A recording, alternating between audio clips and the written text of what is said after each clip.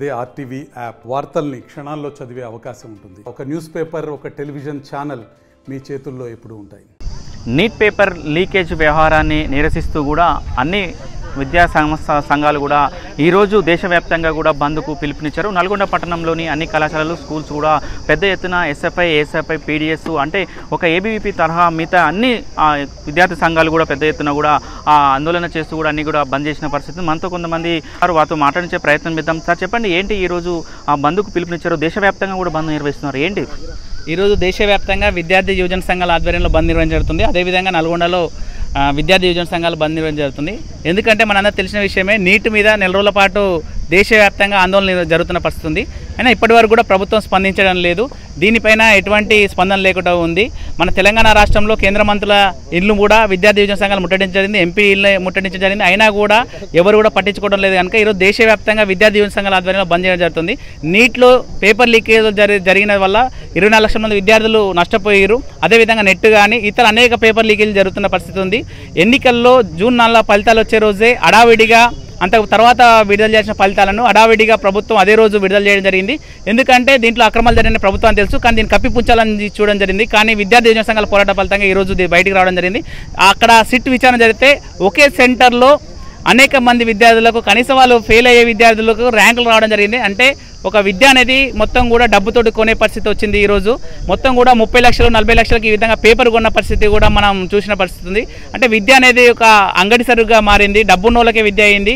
ఇంకోటి, ఈ ప్రభుత్వాలు కూడా పేపర్ లీకేజీలు మొత్తం కూడా విద్యా వ్యవస్థ మీద పేపర్ లీకేజీలు తప్ప విద్యా వ్యవస్థను బాగుపడే పరిస్థితి లేదు. కనుక దీనికి నిరసనగా ఈరోజు దేశవ్యాప్తంగా బంద్ చేయడం జరుగుతుంది.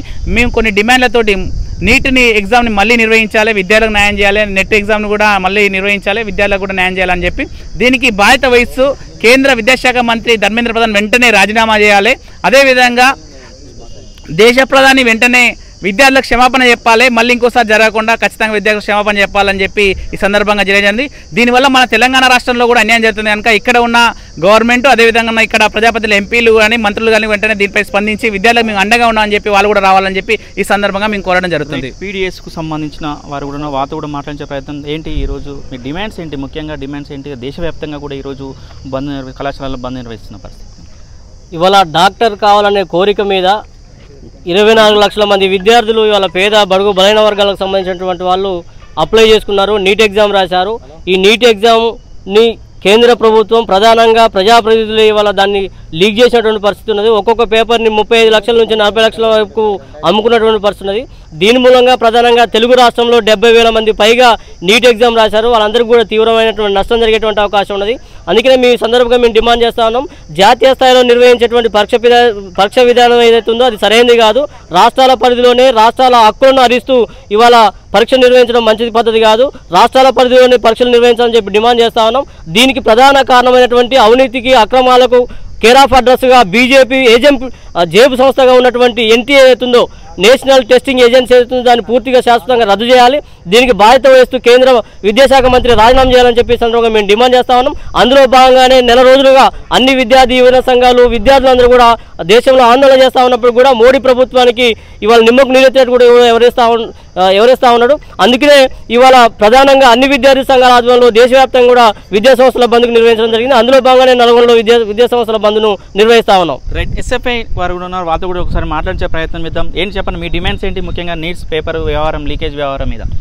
దేశంలో 24 లక్షల మంది విద్యార్థుల జీవితాలతో నరేంద్ర మోడీ ప్రభుత్వం ఆటలాడుతుంది. ఒక్కొక్క పేపర్ను 34 లక్షల రూపాయల కోసం పేపర్ లీకేజ్ చేసి పేపర్లు అమ్ముతున్నటువంటి పరిస్థితి ఉన్నది. కాబట్టి లీకేజీలో నరేంద్ర మోడీని రాజీనామా చేయాలని చెప్పేసి, కేంద్ర ఎడ్యుకేషన్ మినిస్టర్ రాజీనామా చేయాలని చెప్పేసి ఎస్ఎఫ్ఐగా మేము డిమాండ్ చేయడం జరుగుతున్నది. అదేవిధంగా న్యూ ఎడ్యుకేషన్ పాలసీని రద్దు చేయాల్సిన అవసరం ఉందని చెప్పేసి ఎస్ఎఫ్ఐగా మేము డిమాండ్ చేయడం జరుగుతుంది. భవిష్యత్తులో నీట్ పరీక్షను మళ్ళీ నిర్వహించకపోతే ఎస్ఎఫ్ఐగా అన్ని విద్యార్థి సంఘాలు, యువజన సంఘాల ఆధ్వర్యంలో ఈ బీజేపీ ప్రభుత్వం మీద చావరేవో తేల్చుకోవడం కోసం విద్యార్థి సంఘాలు, యువజన సంఘాలు సిద్ధంగా ఉన్నాయని చెప్పేసి తక్షణమే తెలంగాణలో ఉన్న బీజేపీ ఎంపీలు కానీ కేంద్ర మినిస్టర్లు కానీ స్పందించాలని చెప్పేసి మేము ఎస్ఎఫ్ఐగా మేము డిమాండ్ చేయడం జరుగుతుంది. ఏఎస్ఎఫ్ఐ వాళ్ళు కూడా ఉన్నారు, వాళ్ళతో కూడా ఒకసారి మాట్లాడే ప్రయత్నం చేద్దాం. ఏంటి మీ డిమాండ్స్ ఏంటి? అందరూ కూడా కలిసికట్టుగా వచ్చి బంద్ నిర్వహిస్తున్న పరిస్థితి కనపడుతుంది. ఏంటి ఈరోజు ప్రధానంగా దేశవ్యాప్తంగా నిర్వహించిన నీట్ ఎగ్జామ్లో జరిగిన అవకతవకలపైన కఠినమైన చర్యలు తీసుకోవాలని చెప్పి అన్ని విద్యార్థి సంఘాల ఆధ్వర్యంలో ఈరోజు దేశవ్యాప్తంగా బంద్ నిర్వహించడం జరుగుతుంది.